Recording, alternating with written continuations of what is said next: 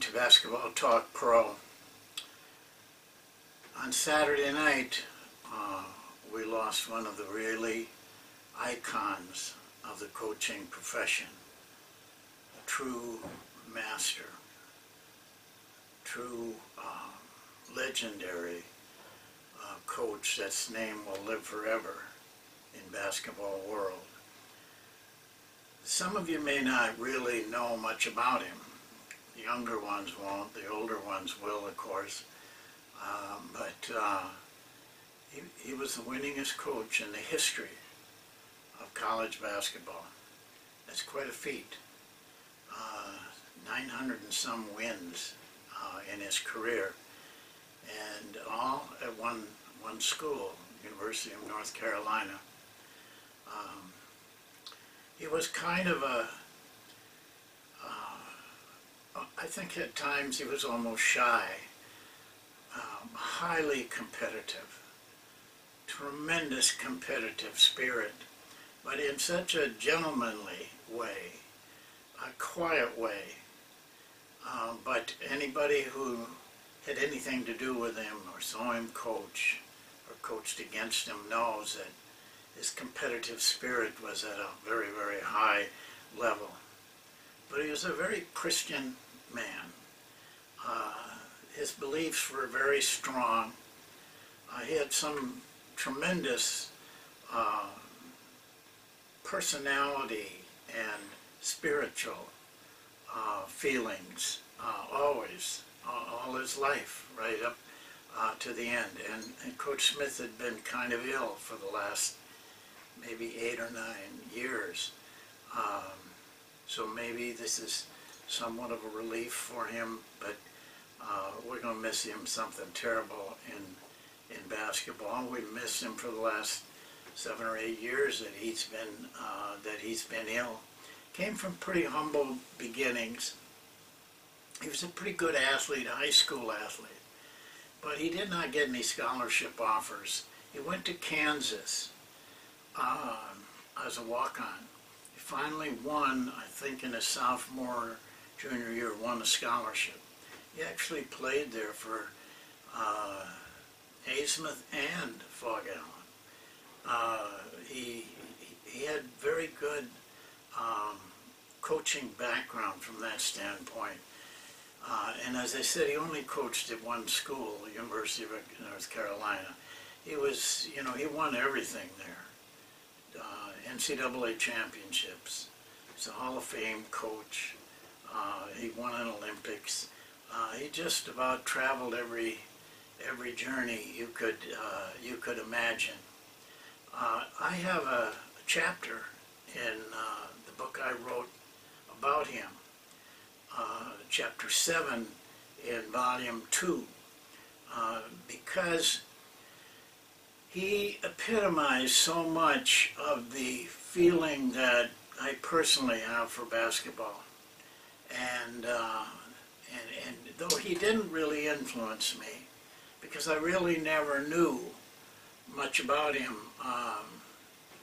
when I coached in college, I tended to be in the West more, and we never met, as coaches on the floor. I did have an opportunity, though, to spend some time with him later, after he had retired from coaching. And it was pretty typical of him in this conversation. First of all, he's very humble about basketball, but fiercely loyal to his players. Hubert Davis, who played for us when I was with the Mavericks, told me that he called all his players regularly, all of them, from all the way back, even his managers. He called. Hubert said you could just about depend. You were going to get a call from him, and all he would do is ask you how things were going. Is there anything I can do for you? And he meant it. In our conversation, he was trying to get me to commit to a player that had played for him in college that he couldn't understand why he wasn't in the NBA. and he really drilled me about why isn't he in the end? What does he have to do? I mean, he was very taken by this. He supported all his players like that. He wanted them all to have good jobs and have good experiences. But we did have a little chance to talk just basketball when I could get him off the subject of that player. And we had a feel for each other's likes about playing basketball. And so it was, you know, a very eventful time for me to be able to spend time with him. And happened again later, a little bit later. And so it was really something to be sitting and talking to the legend that he is and will become in time. It's a sad thing that we lost him, but he gave us so much. And I want to share a little bit with you how you might find out more about him, and maybe help you to determine your own walk through this basketball journey that we take if we spend a long time at it. As from a basketball standpoint, the book I would recommend, and I recommended it earlier in the year, but I'm going to recommend it again. If you want to know about him as a coach, this is the best book I found. This book really opened my eyes to Coach Smith, and that our feelings for playing were quite a bit alike. Even though there was no, he had retired by the time I talked to him. There was no influencing on my part. But this book made me understand why I was attracted to him and his teams, and I think it will you too.